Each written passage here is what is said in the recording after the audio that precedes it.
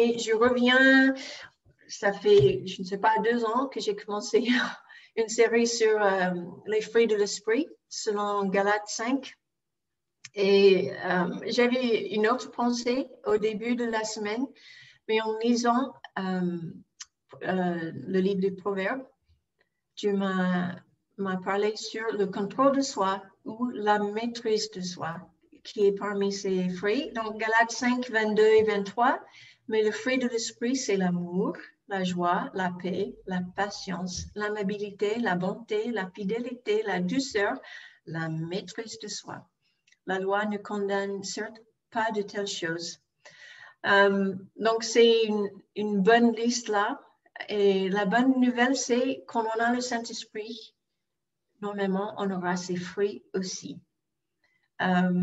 Donc, c'est un fruit. Et on voit aussi en 2 Timothée 1,7, car ce n'est pas un esprit de timidité que Dieu nous a donné, mais un esprit de force, d'amour et de sagesse. Mais en anglais, la traduction là, c'est pas de sagesse, mais c'est contrôle de soi ou maîtrise de soi.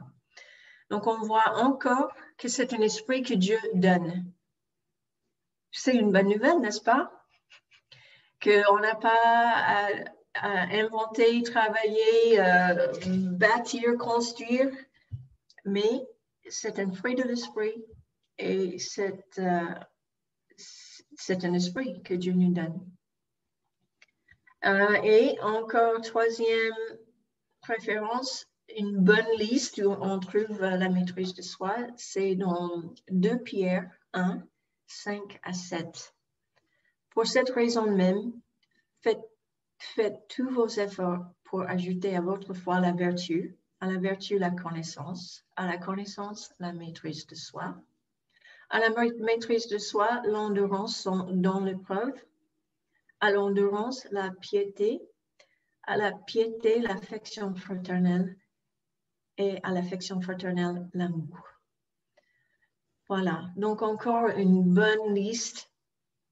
Là, on voit, faites tous vos efforts pour ajouter à votre foi et toute cette liste. Donc là, on voit que ce n'est pas que un don ou un esprit donné par Dieu, mais on va faire un effort à ajouter ces choses dans cette liste à notre foi. OK, continuons. Alors, on a besoin de contrôle de soi dans tous les domaines de nos vies, n'est-ce pas? Et la Bible, les proverbes, je vous encourage, si ça fait un moment depuis vous avez vraiment lu les proverbes, je vous encourage d'y aller. Il y a beaucoup de sagesse dedans, bien sûr. Et ça commence justement en parlant de la sagesse comme une femme ou de la connaissance. Et là, on voit beaucoup de bons conseils justement pour qu'on vive notre vie. Et ça touche à plein de sujets. Déjà, parlons de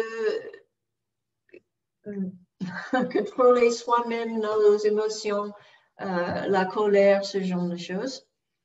Ça dit en Proverbe 12, 16, l'insensé manifeste immédiatement son irritation, mais l'homme avisé sait ravaler un enfant. Et on voit plein partout. Souvent, je donne énormément de versets. Ne vous inquiétez pas. Il y a quelques-uns, j'ai déjà fait la moitié là.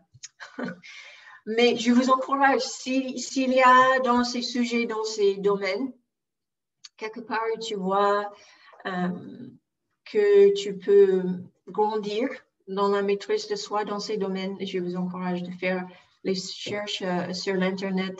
Ça se trouve facilement et aller creuser dans la parole parce que c'est là où on se nourrit et ça, on se donne le moyen à aller plus loin et se fortifier. OK, toujours en Proverbe 16, 32, mieux vaut un homme lent à la colère qu'un bon guerrier. Mieux vaut savoir se dominer que de conquérir des villes. OK, voilà. là, on voit déjà dans le monde, on a les choses un peu à l'inverse, parce que souvent, on est impressionné par les personnes qui ont du succès ou justement guerrier, quelqu'un qui peut conquérir des villes ou des nations. Là, on a beaucoup de respect ou une crainte de quelqu'un comme ça. Mais Dieu nous dit qu'il vaut mieux se dominer que d'avoir la capacité de conquérir une ville. Ça, c'est assez énorme. Et peut-être c'est plus difficile des fois de se dominer que de mettre en place une armée et conquérir une ville. Des fois, je pense que c'est ça, et on voit avec les enseignements et les paraboles de Jésus que justement, dompter le cœur et la langue, ça peut être un défi énorme. Voilà. Donc, j'ai eu l'occasion de mettre en place hier, je roulais dans la voiture et il y avait un homme qui me serrait les fesses sur sa mobilette qui pensait être une Harley Davidson ou quelque chose, une mobilette qui voulait être vraiment une grosse moto. Mais c'était dangereux. Quelque part en moi, il y avait une partie qui disait et si soudain je tape les freins et je vois ce monsieur s'envoler sur ma voiture, ça peut être rigolo, n'est-ce pas? Peut-être pas. Donc, heureusement, il y avait le contrôle de soi, justement, à se dire, oh, peut-être c'est pas le meilleur. Donc, heureusement, c'est ça qui a gagné. Et au bout d'un moment, enfin, il m'a dépassé. Mais donc, je pense que nous tous, si on conduit, on vit les moments comme ça. Il y a toujours, on a les choix à faire, n'est-ce pas, dans la vie. Alors, ça, c'était juste quelque chose, je pensais un peu marrant. Je voulais vous partager. OK, d'autres domaines. Donc, déjà, la colère, notre réactivité. Dans le domaine de manger, de boire, parler, trop parler, pas trop parler ou parler des autres, d'être paresseux ou de ne pas bouger quand on doit, la pureté sexuelle. Donc, il y a plein, c'est en proverbe, mais on peut trouver partout dans la Bible. Mais ce sont juste quelques domaines. Ça peut être aussi juste s'évader avec les films ou les séries. Peut-être c'est là où on a besoin de plus de maîtrise de soi. La question, c'est qu'est-ce qui est plus fort que nous ou qu'est-ce que...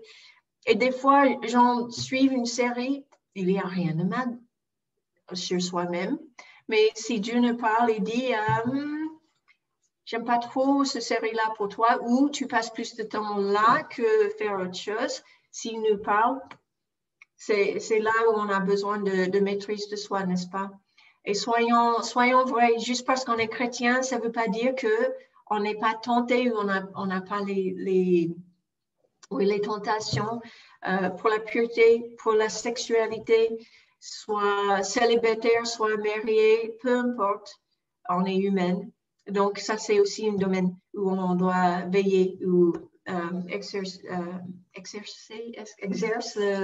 la maîtrise de soi. Manger, boire, on sait bien que les excès, c'est ça où on peut avoir la drogue. Il y a plein de domaines où c'est pratique et ça parle. Mais la bonne nouvelle, si on réfléchit sur les versets au début, Dieu nous donne les fruits de l'esprit et un esprit de contrôle de soi. Donc, quand on est tenté, on peut déjà s'appuyer sur son esprit, sa présence. D'accord. Encore un verset en Proverbe 25, 28. Qui ne sait pas se dominer est comme une ville démantelée qui n'a plus de rempart. Une ville démantelée sans muraille, voilà ce qui est l'homme qui n'est pas maître de lui-même. Ça, c'était 2 versions. Semeur, ensuite, seconde 21.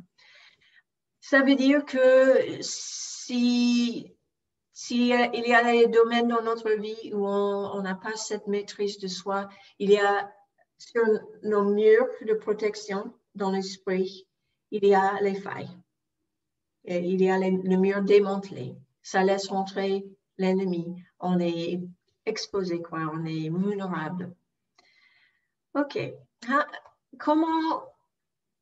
Comment fortifier cette maîtrise de soi?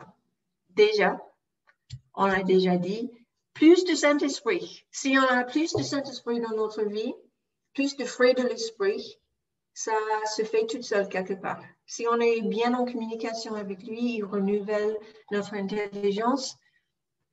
On a le cœur où on peut discerner, comme ça dit en Romains 12, 1 et 2.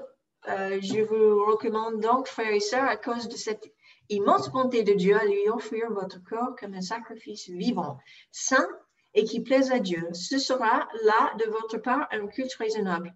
Ne prenez pas comme modèle le monde actuel, mais soyez transformés par le renouvellement de votre intelligence pour pouvoir discerner la volonté de Dieu qui est bon, ce qui lui plaît, ce qui est parfait. Voilà, plus de Saint-Esprit, ça va nous aider. Et juste comme Denis disait, quand les gens me demandent mon avis sur ce qui se passe dans le gouvernement avec le vaccin, avec le pass et tout ça, souvent je reviens à il faut avoir la pensée de Dieu. Et qu'est-ce qui te dit le Saint-Esprit?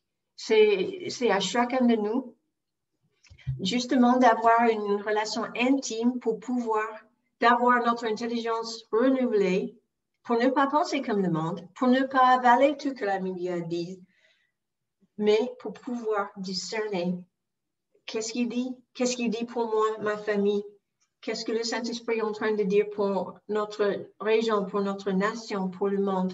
On veut vraiment avoir cette intelligence renouvelée pour pouvoir avoir la pensée de Dieu. Parce qu'il y a tellement de bruit dans le monde actuellement.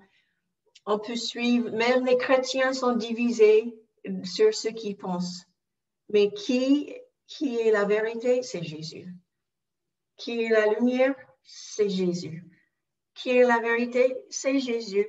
Et sa parole, c'est là pour nous. Donc, je nous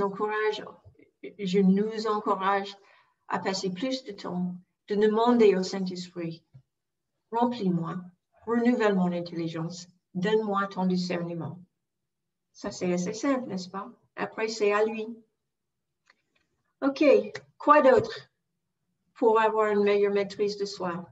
L'obéissance. L'obéissance est hyper puissante en tout. Et qu'est-ce que Dieu a dit à ce sujet en 1 Samuel 15, 22? Samuel lui dit alors, les holocaustes et les sacrifices font-ils autant plaisir à l'Éternel que l'obéissance à ses ordres? Non, car l'obéissance est préférable au sacrifice. La soumission vaut mieux que la graisse des béliers. Qu'est-ce que ça veut dire?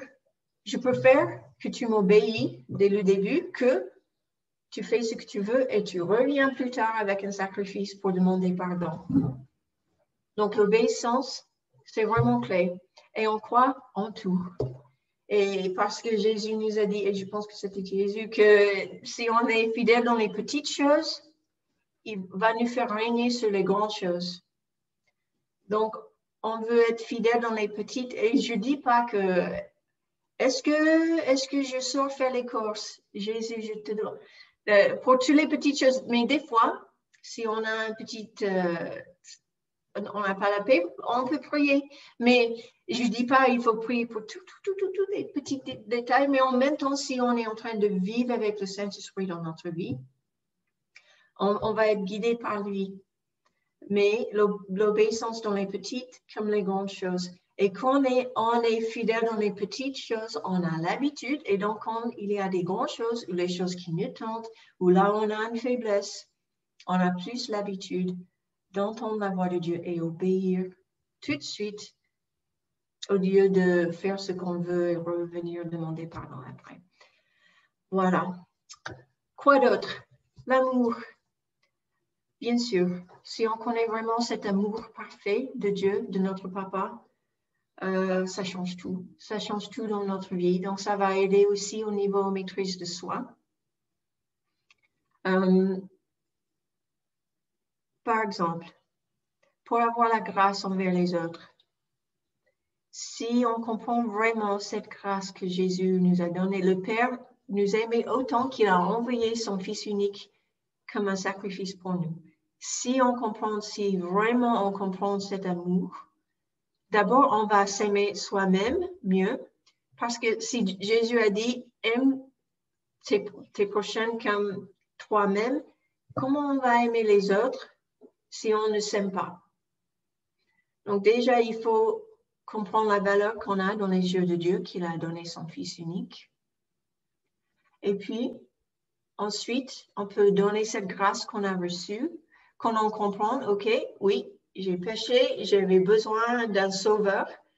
Il m'a donné gratuitement, librement, sa grâce et son pardon. Et maintenant, je peux donner la même chose aux autres. Et je pense que ça, c'est vraiment une clé, l'amour. Le plus qu'on expérimente cet amour en profondeur, on peut s'aimer soi-même et puis aimer les autres et avoir plus de grâce, plus de... Oui, grâce. Désolée, je n'ai pas beaucoup d'adjectifs, mais vous me suivez, je pense. Pour les autres, et puis ça va nous aider à ne pas être en colère aussi rapidement, prendre offense.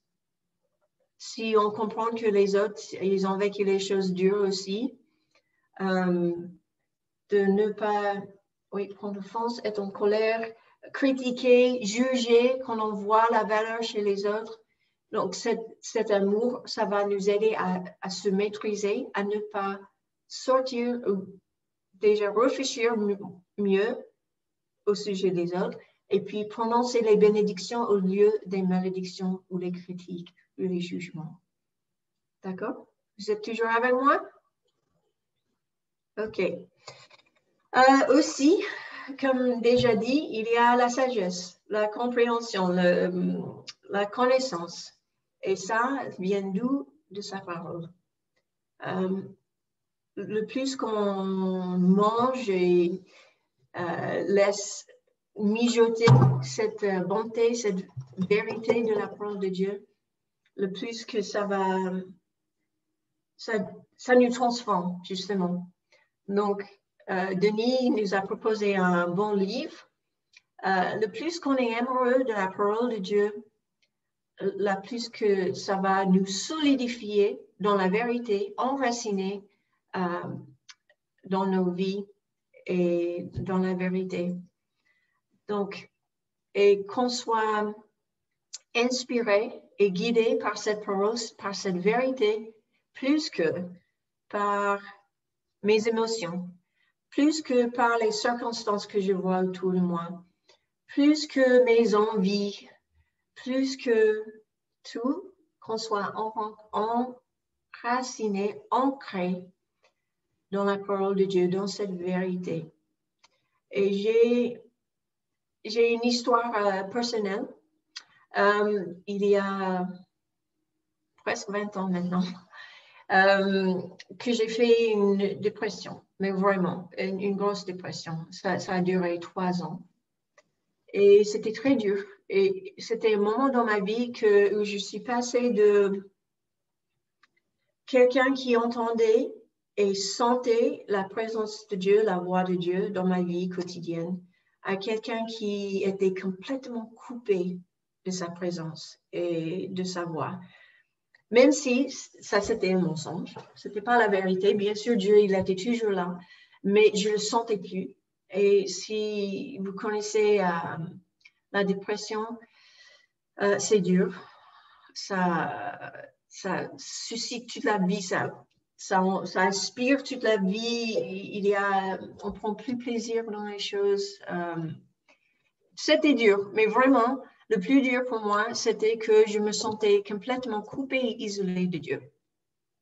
Alors, mais c'est quoi par rapport à un autre sujet, maîtrise de soi, ou dont tu parlais là d'être enraciné dans la parole de Dieu. Parce que en plein milieu de ça, c'était pas à la fin, je vais expliquer, mais après il y avait encore les mois durs. Mais il y avait un moment où j'étais assise, je me rappelle très bien où j'étais dans ma maison et j'en pouvais plus. Et je disais à Dieu, j'ai crié à Dieu, mais j'étais vraiment franche, directe et honnête avec lui. Et j'ai dit, OK. Et j'avais la Bible à côté de moi sur la table, je me rappelle. Et j'ai mis ma main sur la Bible et je lui ai dit, toutes tes promesses sont là. Et ça dit que toutes tes promesses sont oui et amen. Mais ce que je vis actuellement, c'est tout le contraire. Je sens plus de ça, je vois pas ça, c'est fruit dans ma vie. Qu'est-ce qui se passe? Là, j'ai envie de faire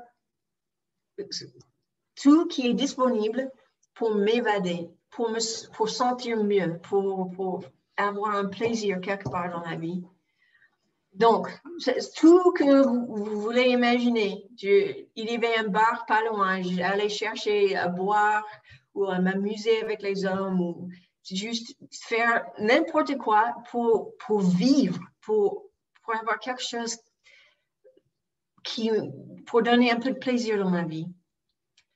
Et à ce moment-là, j'étais vraiment devant un choix. Mais je me suis dit, parce que même si je ne sentais plus la présence de Dieu, j'entendais plus sa voix, je connaissais sa parole, et je me suis dit, la vie est déjà hyper dure et j'en peux plus. Si je rejoute les péchés et les conséquences de ces péchés dans ma vie, comment je vais en sortir? Je ne pense pas pouvoir en sortir si je rejoute tout ça aussi. Donc, j'ai dit, Jésus, malgré le fait que je ne ressens pas que ta parole, c'est dedans, je ne le sens pas, mais je crois. Je choisis à croire que ta parole est la vérité. Et je ne vais pas pécher par crainte, justement, des conséquences de mes actions. Et je ne veux pas rajouter encore le pire à ce que je vis, parce que je vis à peine déjà. Voilà, ça c'était un choix. Comme j'ai pris un clou de tente et j'ai mis un marqueur dans la terre. Et je suis pas sortie, j'ai pas fait des choses comme ça, justement, par crainte de Dieu, basé sur quoi? La connaissance de la parole et sa sagesse. Donc, des fois, c'est vraiment un pas de foi. Donc, les amis, donc je vous partage ça. Je ne sais pas si ça va aider quelqu'un, mais c'est vraiment pour dire, des fois, c'est pas juste, oh, je suis remplie du Saint-Esprit, je me sens tellement bien, je suis tellement amoureuse de Jésus que je vais pas faire cette bêtise. Je vais arrêter de faire ci ou ça.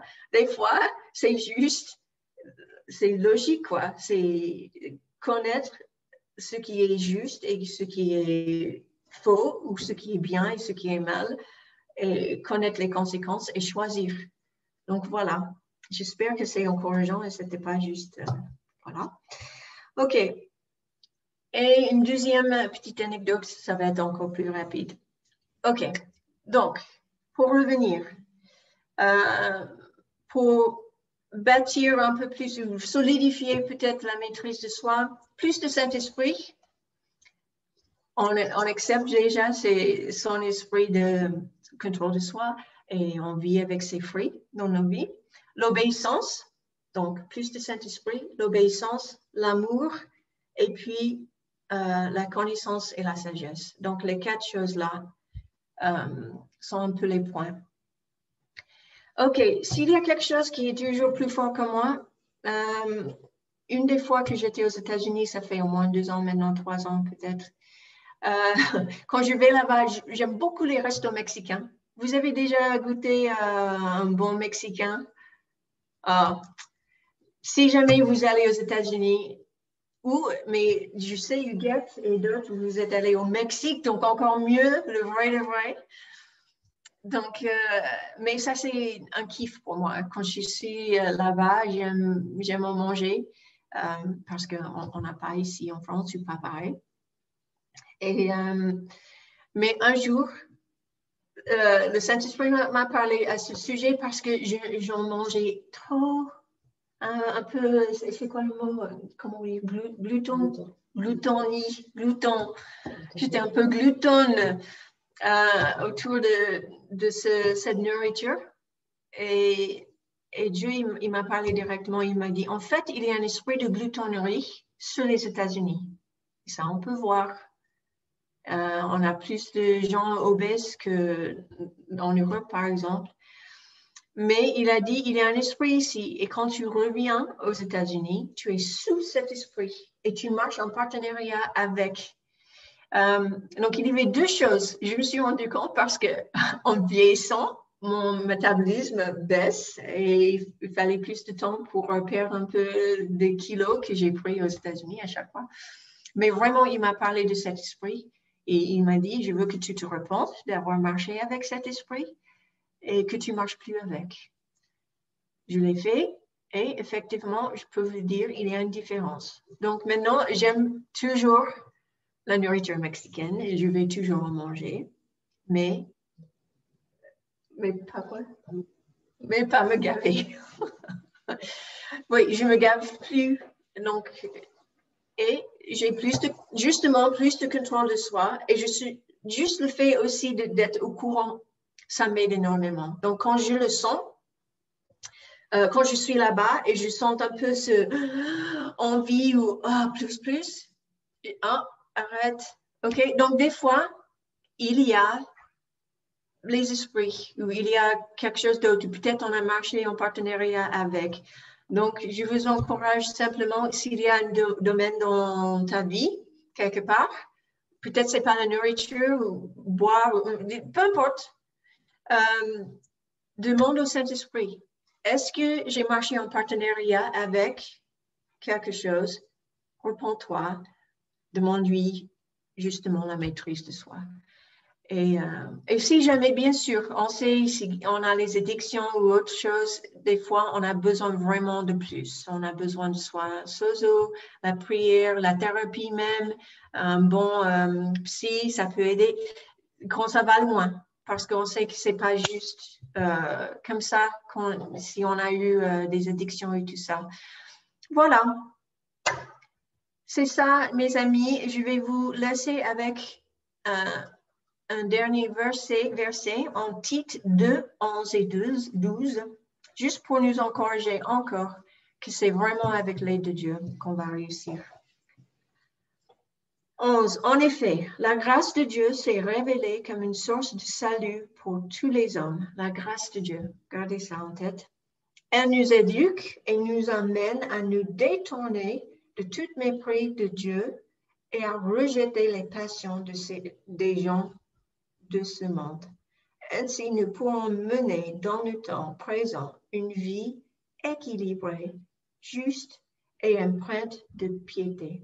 En anglais, on dit godliness. Godliness, c'est avoir le caractère de Dieu, d'être comme lui. Donc, je ne sais pas si c'est le même piété, si ça donne la même nuance, je ne sais pas. Et je vous donne ça.